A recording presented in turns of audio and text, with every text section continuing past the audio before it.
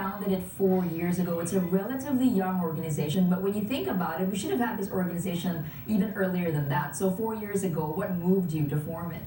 That's correct. It's only, I guess, in the Philippines and in Asia in general that the term association executive is not known. In the US and in Europe, an association executive are professionals that really run associations. And these associations that form your membership are both public and private? That's correct. Yeah, we have, for example, in the public sector, you have the League of Cities, and many in the private sector, like the Philippine Marketing Association, Philippine Retailers Management Association of Philippines, Philippine People Management Association, all those societies, and in general, membership organizations. Well, basically, you're an umbrella group. You're an association of associations. We can put it that way, right? You're going to launch or going to mount the fourth iteration of your annual event. It's going to be called AS4, November 23, 24.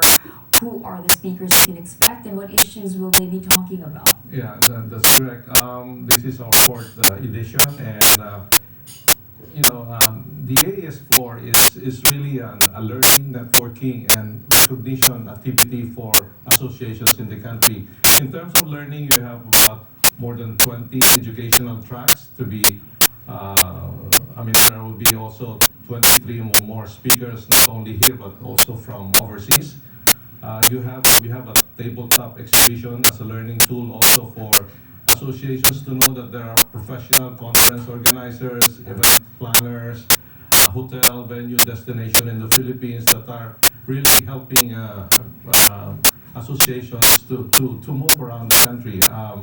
And then this is a networking event also because we are the platform for all associations, and of course recognition because we have the Susi Awards that recognizes associations' work in helping communities, helping small business, helping the environment.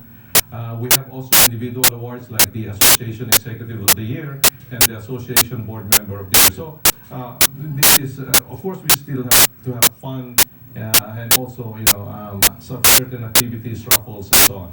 Right. Typically, what are the issues that associations face? Are there any contentious issues or roadblocks to associations performing their work efficiently and effectively?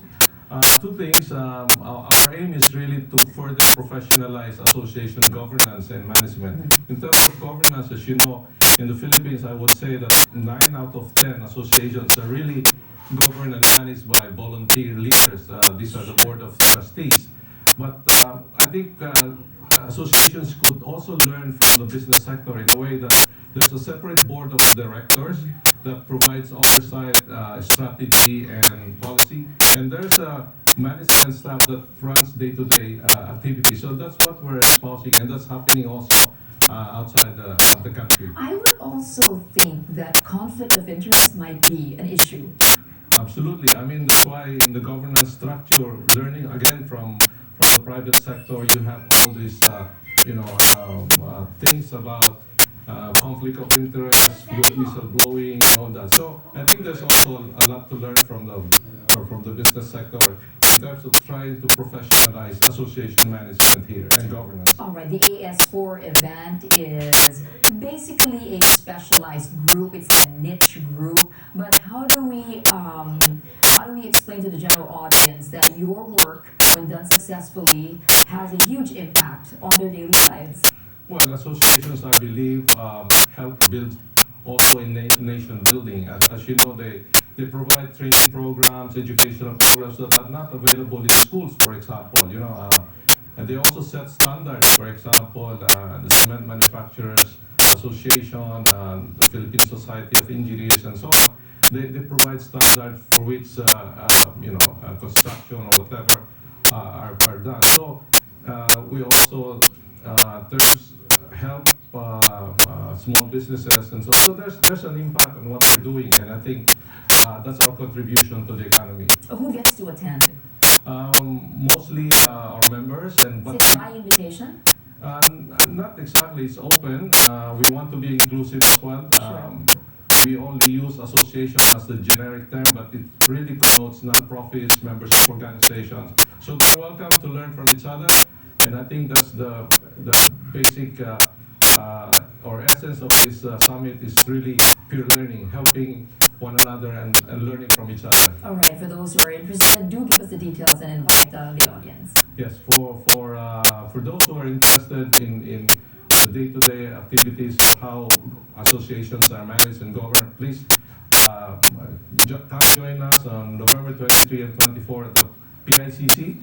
And by the way, this is supported by the Tourism Promotion Board, the PICC, and my organization, which is I'm a French staff, the Association of Development Financing Institutions in Asia and the Pacific. All right, so the tourism board is involved in this? Absolutely, because their motivation is to attract international conferences here in the Philippines. And That makes sense. That makes sense. Right. All right, Mr. Bobby Peralta, President and CEO of the Philippine Council of Associations and Association Executives. I didn't want to get that wrong. Or the PCAAE for short. Thank you so much for joining us. Thank you very much, Nancy. All right, well, coming up, the PNP ramps up security on the Espinosa family amid death threats. Stay tuned. You're watching Dateline Philippines Weekend.